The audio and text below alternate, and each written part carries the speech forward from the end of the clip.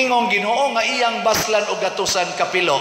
Ingong Ginoo, kinsa ninyo ang mangayog bayad, wala na mo'y mapaabot dito sa akong gingharian, agikan sa akong amahan. Muna kung manghatag gani mo, ayaw na gyud mo pangayo og bayad. Bisan sa inyong hunahuna, ayaw gyud paghunahuna ana.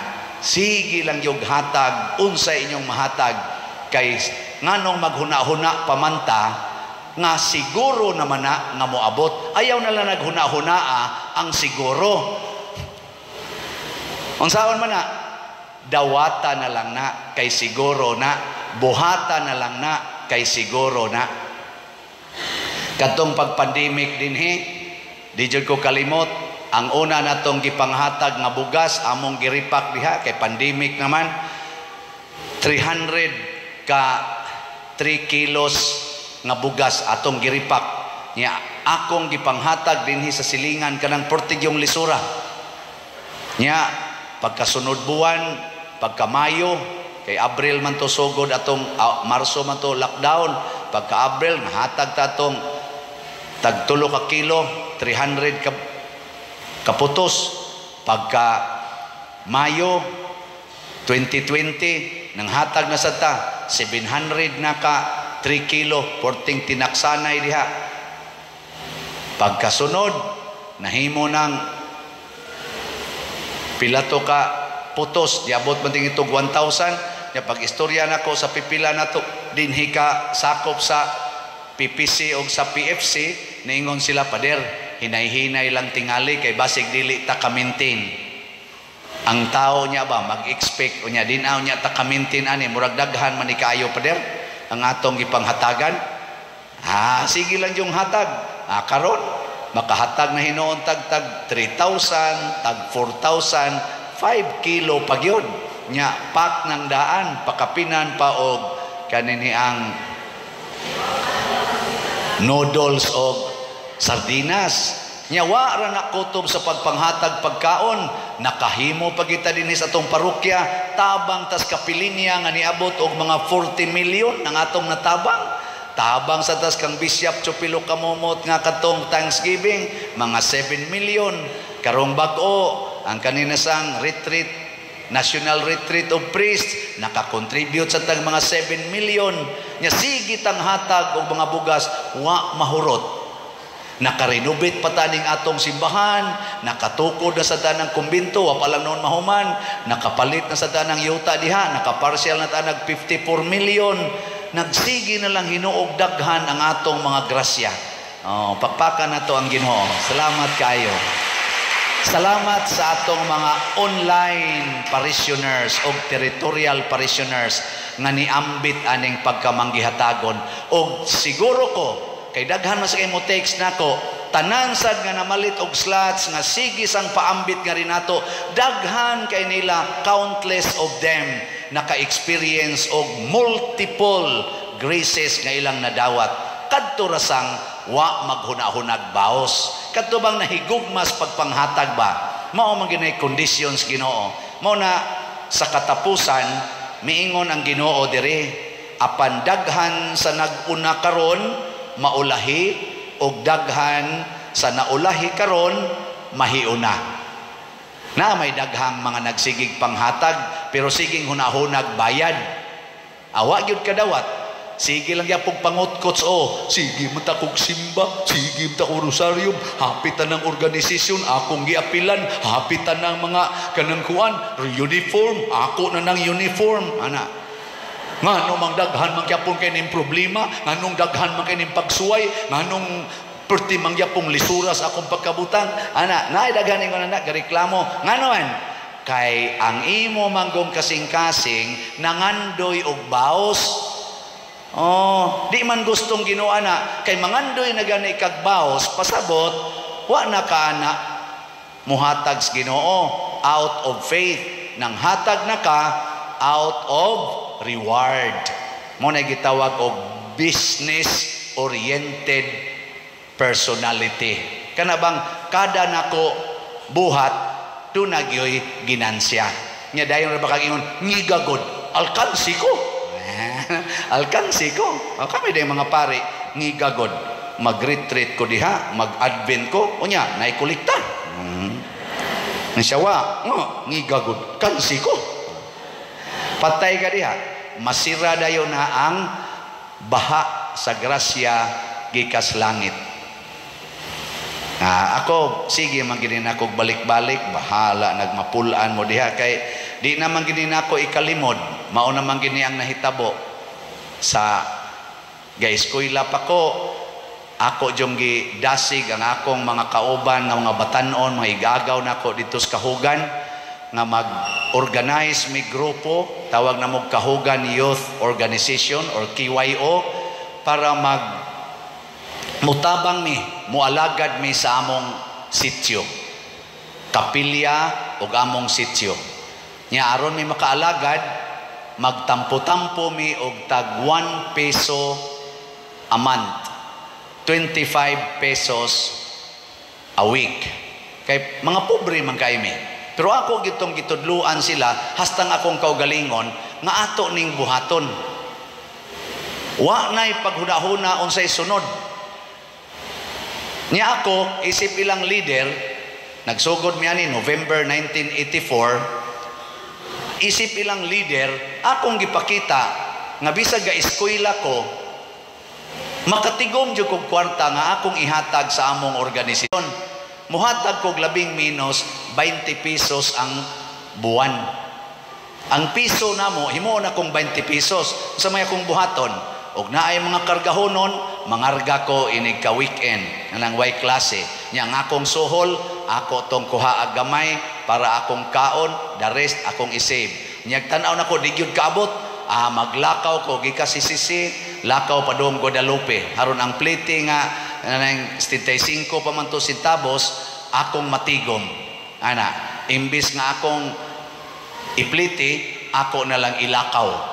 Nya imbis akong snacks kana mga akong snacks kanang halls nga kindi, palit man ko nagduha, tag kuan man na duha 25 ting ito stabos, di na lang ko mukaog kindi, tubig na lang dito sa fountain, sige kog saom atong fountain dito sa may Goccianol building, giugahip kung akong dinhian kay nig-anas tubig igyatak mo ana am to tubig, ari-ari igo ang giugahip oy, pero sige lang. Mo na makahatag yung kog tag 20 pesos labing minos kada semana. Nagsugod ko ani second year college ko. Nahurot bang akong kwarta? Taliwa sa akong kalisod nga magsudan lang ko kasagaran og ikasin usahay katong chitsaron nga kanang lignin ba nga 12 ka buok usa na ka semana na kong konsumo. Tunlob suka ya kaon sa tong kanon nga ning kuan lagi kanang kanon ba sa kasagaran ginaling sa bato ba nya akong suga sa among balay kandila. Hangtod ko ni graduate og college akong suga kandila. Akong sudan kasagaran luyag asin o kanang mga piwi ana usay mo na akong kuan-kuanon kaon-kaonon nya mangarga pa tingdauta ana nya eskwela kuwang kaon kuwang pahuway kay ako rasang usa matag kadlawon adto sapa manglaba maligo ig-uli ngandam padong eskwelahan ana tanan kanang mga estudyante karon mga ka high school ug college sos hinatod-hatod pa hilas college hatod kuha hilasa ako una tibok high school tibuok college way gahatod hasta elementary lakaw mig 3 ka kilometro way mo hatod oy ana onya niining akong paningkamot paghatag nahurot ni graduate ko og commerce accounting na pagipakapin magna cum laude pakapin na siya pakapin pero hunahunao na to 20 ang buwan generic lang na to 20 pesos ang buwan sugod second year third year fourth year tulo ka tuig 20 pesos ang buwan pila may akong na-spend nga akong nahatag nga wa na ko mangayog bayad pila man di manggi mo kamong mukwenta kasayon ana 12 times 20.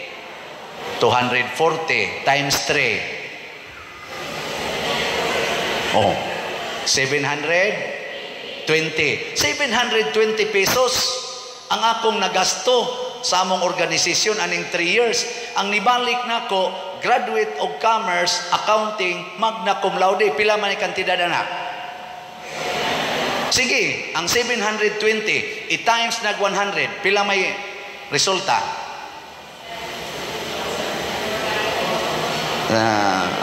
Dinas ko kamaw. 72,000. Onya, 72,000 ra kay value anang magna cum laude ka mo graduate og accounting. Ha? Oh, sige. Kinsa din hini graduate og honor sa pag kaning college. Barog dire kay patyon ti ka, bayaran ti kag 72,000. Bayaran ti kag 72,000 mo sugot ka? Bisan pag ingnong 1 million, sa dihan lang na nimong 1 million pa dir. Bisan pag 1 billion, nya imo kong patyo, kanaan na lang na diyang buanga ka. Kay ang akong dungog, ang akong kinabuhi, dili mabayran og kwarta. Moto'y gihatag sa Ginoo. Nya unsa may sumpay, katrabaho kog land bank. Awa na, ang akong income kada adlaw, gatos-gatos na, dili na piso-piso. Oh, nanghatag na sad ko og gatos-gatos ngadtos akong mga kauban o ngadtos mga silingan ni samot nako kaaktibo sa simbahan nya nasa ko'y mga kauban sa organisasyon nga nang eskwela at tabang-tabang sa ko gasto pamliti usahay bayran nas eskwelahan tabang sa ko mo nang ubay-ubay sa nila ang ni graduate nga natabang-tabangan sa nako pero niagi po sila sa akong giagian pero arang-arang og jutay kay di aman ko nga mo sagang-sagang na. Yan, nahurot akong kwarta sa pagtrabaho. 8 years man ko nagtrabaho. Wag yapon mahurot. Dihapay akong papa, paralyzed. Akong maguwang, paralyzed. Ako'y breadwinner. Wag yun mahurot. Nahimo na noong kong pare. Be. Sa wala. Pila may values pare, be. Layo ra ka itong accounting, oy. Pare, tilayo samot na sa income. Kayo. Atong trabaho bangko, 15 ka adlaw, tagaan lang mig 3,000. Usahay, di pa kabot og 3,000 ang kinsinas, kuha as deductions. Oh, karon. So, pare, tulo ka dupa na, wala na, 3,000. Gamay na. Oh, nag-announce na siya increase. So, pagkapari na ko, wa pa man ko'y assignment ng parokya, kakatuka pa man ko ato, di makakakaba, di sad katuka, pero nagsige na kog tabang og 1,000. Daghan na kog napaeskwela, daghan kog mga balay nga gipanghimo, mga balay nga magipangayo, mga masakiton, daghan na kayo, mga minatay, palubong, tanan, hastang daan na mo nga tos kahugan, di maagian og sakyanan, 3 ka kilometro, akong gitabangan nga maablihan o garang-arang nga daan aron kasod ang motor. Karon sud ng motor nga to. Tungo to sa akong dupa-dupa. Sobra na 6 million akong gasto diya. Kada trabaho, pasiminto pa. Nya nahurot. Wow, tanawa karon. Dili na 1,000, million na. Di ba? Nya ako na dili ingos Kristo ibiyai lagi na tanan biyai na wa koy ako ana matod pa sa akong amigong pare kita mi karong bago siya pader purti na nimong datua pagkadagkuan ng kwarta imong gisgutan nako tanawa akong pitaka contest tabi tanaw na to kinsay mas daghan na tong kwarta mao ra gini akong kwarta niya sa pitaka ingon siya ngano man na nako di na nako kwarta gipanghatag ra na nako sa mga tao giagian lang ko nya kay accountant man ko ako nang gikwenta ang niagi nako kay haron sa paninglan ko ako sang ma-presentar nga mao nay niagi nako dili na gikan nako dili sad na para nako niagi ra na nako agi og mao ni ang gipaabot sa Ginoo nato nga mahimot ang agianan sa iyang kaluwasan financial o spiritual. Dili ta mangangkon o dili sa ta maningkamot nga kining kaluwasan nga iyang gihatag nato kini mga grasya material o spiritual para ato ni. Ayaw ana kay maggubat ta ana. Tanawa ang Russia nga naningkamot nga mulambo sila para ila, ang Ukraine naningkamot sa pagpalambo para ila, karon naggubat na. Tanawa ang Israel siging palambo para proteksyon nila, ang diya sa spikas mga Hamas sige sa palambo para silang kaugalingon, naggubat sila. Tanawa ng inyong mga balay, sige mong palambo sa inyong balay, sige mong panindot anang inyong koral, na sige mong palapad anang inyong koral. Tanawa, di ba ka kinusmuray na mo sa imong silingan? Huwag siguro, daghang sige no, pisti na mga inatay ng dagko na. Pero tanawa rin ni ato dito, sa una, di gini mo baha. Karoon, nagakural-kural sila diya. Tanawa ang tubig, niya na napadung sa ato. Huwag yung mga batasan, huwag yung mga unahuna, niya sige rin magsimba. Liwat na spari. Oo na. Mag-away tao maggubat kita.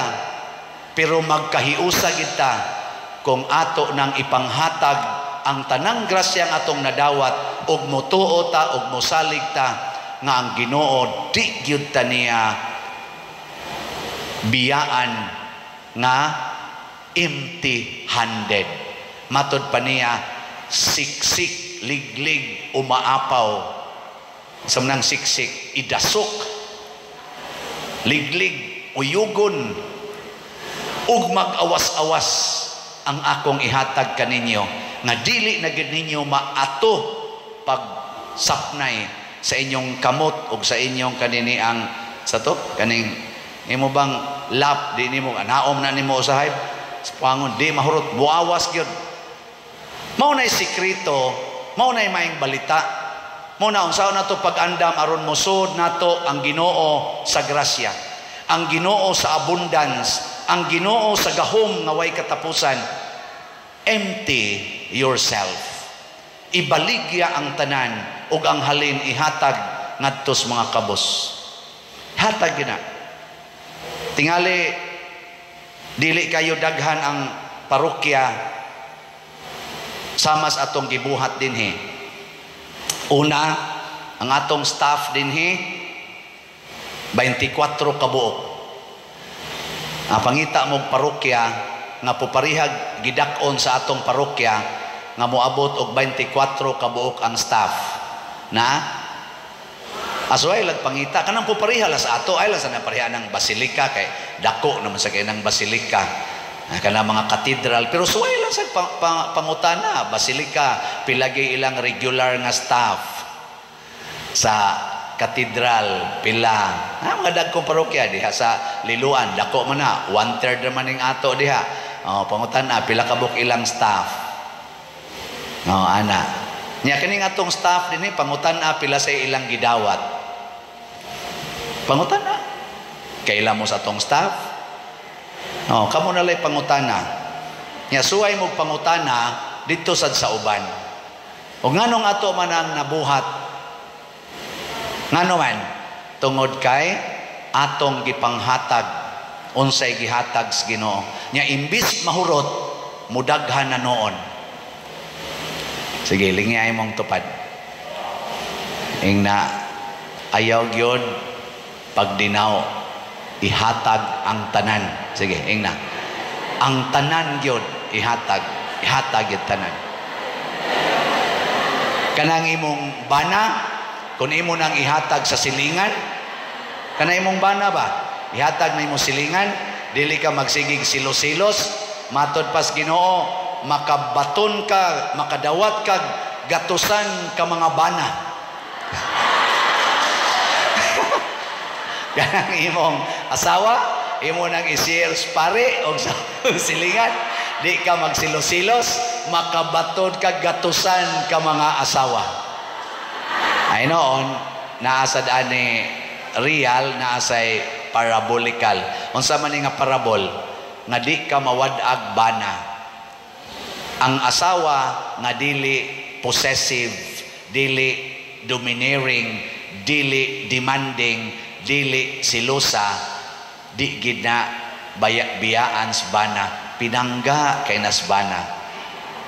Di gina siya mawadag bana, gatusan kahigayon ang iyang bana, magsige ginag ingon, I love you. Nothing gonna change my love for you. Pero ang asawa nga possessive kaayo, purti ka domineering, silusa pagyud ka istanan, purti pagyud ka demanding, ang bana ana dali kayong mawa, usahay ilisan lang na siyag maid. No? Ang maid ray makaamong ana, bati pagyud naong ang maid. Ngano man tungod kay ang maid di man possessive, dili man demanding, very submissive. Unsay imo, sir? Init o bugnaw? Wala raw ng maid. What else, sir? Ano na? Ang asawa magsige mo, ikang buanga ka. Kani, wala na. Ikaw wajud kay kuan mo. Ikaw wajud kay kwenta. Pero ang maid magsige ra ginagingon, unsa pa, sir? Unsay gusto nimong kanon, sir? Maingon sa dangyang amo, ikaw. Ikaw. Gikao na. Oh na. So, timan niya, saad mo kunas Ginoo? Nya kita, sige tagpaabot sa Ginoo, sige tagampo, pero gisirad-an day nato ang agianan sa grasya.